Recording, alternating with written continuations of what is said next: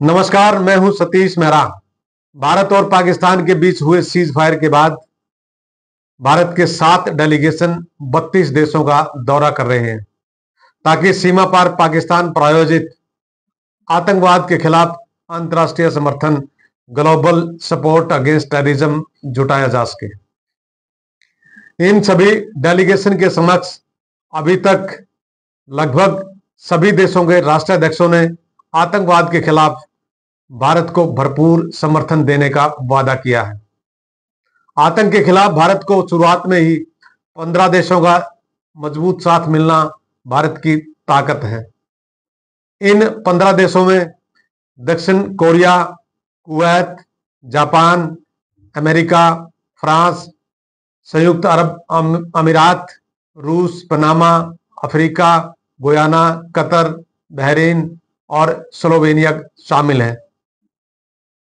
निश्चित रूप से इससे पाकिस्तान में घबराहट है। भारत के लिए यह दुनिया के देशों से मिल रही तसल्ली का एक मजबूत समय है। कश्मीर के पहलगाम में आतंकी हमले के बाद भारत की ओर से चलाए गए सैन्य अभियान ऑपरेशन सिंदूर के बाद आतंकवाद के खिलाफ अपनी जीरो टॉलरेंस नीति को वैश्विक स्तर पर प्रभावी ढंग से प्रस्तुत किया गया है। इसी कूटनीतिक अभियान के तहत सरकार की नीति के अनुरूप भारतीय सांसदों का सर्वदलीय प्रतिनिधिमंडल विभिन्न देशों के दौरे पर गया है। पाकिस्तान प्रायोजित आतंकवाद भारत ही नहीं बल्कि दुनिया के कई देशों के लिए सिरदर्द बन चुका है। भारत में पुलवामा, उरी, संसद हमला, मुंबई अटैक, कंधार हाईजैक और अभी हाल ही में पहलगाम में हुई आतंकी घटना जैसी कई आतंकी वारदातों में सीधे तौर पर पाकिस्तान का हाथ होने की बात सामने आई। लेकिन अब भारत आतंकवाद के खिलाफ निर्णायक लड़ाई के लिए कमर कस चुका है। आतंकवाद के खिलाफ लड़ाई लड़ने के लिए भारत को पाकिस्तान के साथ मजबूती से लड़ना होगा। पाकिस्तान के सभी पड़ोसी देशों तथा अमेरिका, ब्रिटेन, रूस आदि पश्चिमी देशों का यह आरोप रहा है कि पाकिस्तान प्रत्यक्ष या परोक्ष रूप से विभिन्न आतंकी कार्रवाइयों में संलिप्त रहा है।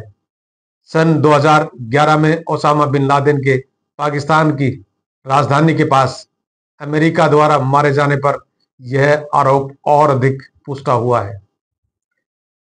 इसे आतंकवादियों का स्वर्ग कहा जाता है और संसार का सर्वाधिक खतरनाक देश पाकिस्तान को माना जाता है। प्रमुख इस्लामी आतंकी संस्थाएं जैसे लश्कर-ए-तैयबा, लश्कर-ए-ओमर, जैसे मोहम्मद, हरकतुल मुजाहिदीन, सिपाह-ए-साहबा, हिजबुल मुजाहिदीन आदि सब के सब पाकिस्तान में रहकर अपनी आतंकी गतिविधियां चलाते हैं।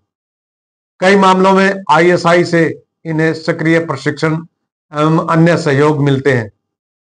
इसके साथ साथ भारत पहले भी यूएन में कह चुका है कि पिछले 3 दशकों में भारत के 20,000 से भी ज्यादा लोग आतंकवादियों द्वारा मारे जा चुके हैं।